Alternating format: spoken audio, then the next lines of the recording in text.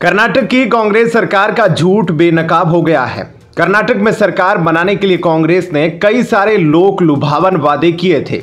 इन्हीं लोक लुभावन वादों के दम पर उन्होंने बहुमत हासिल किया था, लेकिन अब सामने आया है कि सरकार के एक साल पूरा होने तक केवल 3% वादे ही पूरे किए गए हैं।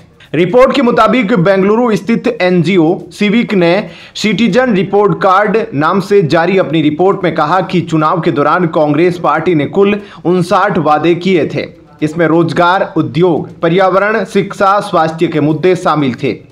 सिविक एनजीओ इनमें से केवल 2 वादे ही पूरे किए गए वादों पर काम चल रहा था। इनमें से 10 वादे ऐसे हैं कि पूरा करने के लिए काम चल रहा है। फिलहाल 17 चुनावी वादों पर ही काम चल रहा है, जबकि कुल 42 वादे ऐसे हैं जिन पर अभी तक कोई काम शुरू ही नहीं हुआ है। 71% वादों पर सरकार अभी तक जनता को कुछ भी नहीं दे पाई है। स्वास्थ्य के हिसाब से देखें तो कांग्रेस सरकार ने अस्पतालों में खाली पदों पर भर्ती करने का ऐलान किया था, लेकिन अभी तक इस पर कोई काम नहीं हुआ है। इसके साथ ही हाईवे पर 1000 किलोमीटर के दायरे में ट्रॉमा सेंटर, जयदेवा जैसी हार्ट हॉस्पिटल, कैंसर अस्पताल और AIMHANA की तरह ही मानसिक अस्पताल का वादा किया था। हालांकि अभी तक कुछ भी नहीं हो सका है। सिविक की रिपोर्ट में कहा गया कि कांग्रेस सरकार ने प्रदेश में गरीबी रेखा से नीचे वाले छात्रों की फीस माफ करने का भी वादा किया था, लेकिन उस दिशा में अब तक कोई भी काम नहीं हुआ है। मुख्यमंत्री सिद्धारमैया की सरकार ने खनन माफियाओं पर रोक लगाने के लिए कोई काम नहीं किया है।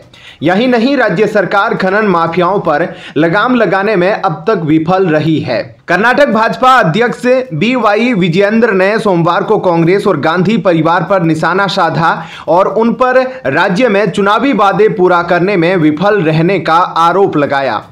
भाजपा और जेडीयू द्वारा संयुक्त रूप से आयोजित मैसूर चलो पदयात्रा के दौरान ANI से बात करते हुए विजयेंद्र ने मुख्यमंत्री सिद्धारमैया पर निशाना साधा और आरोप लगाया कि उन्होंने भ्रष्टाचार के कई मामलों को अनदेखा किया। वहीं लोकसभा चुनाव के नतीजों के ऐलान के कुछ ही दिन बाद कर्नाटक कांग्रेस में अंदरूनी कलह बढ़ने लगी है। इसके साथ ही राज्य में सत्ता में आने के 1 साल के भीतर ही पार्टी के भीतर असंतोष बढ़ने लगा है। पिछले कुछ दिनों से राज्य की सियासत में घमासान मचा हुआ है। राज्य में उप मुख्यमंत्री DCM के अतिरिक्त पद के सृजन की मांग, कर्नाटक प्रदेश कांग्रेस अध्यक्ष में बदलाव और CM परिवर्तन का मुद्दा फिर से गरमाने लगा है। कुल मिलाकर यह साफ है कि सत्तारूढ़ दल में सब कुछ ठीक नहीं चल रहा है। विजयेंद्र ने कहा, कांग्रेस पार्टी ने कर्नाटक के लोगों से वादा किया था कि अगर वे सत्ता में आते हैं तो वे अच्छा प्रशासन, अच्छा विकास और भ्रष्टाचार मुक्त सरकार देंगे, लेकिन सिद्धारमैया के नेतृत्व वाली यह सरकार सभी मोर्चों पर विफल रही।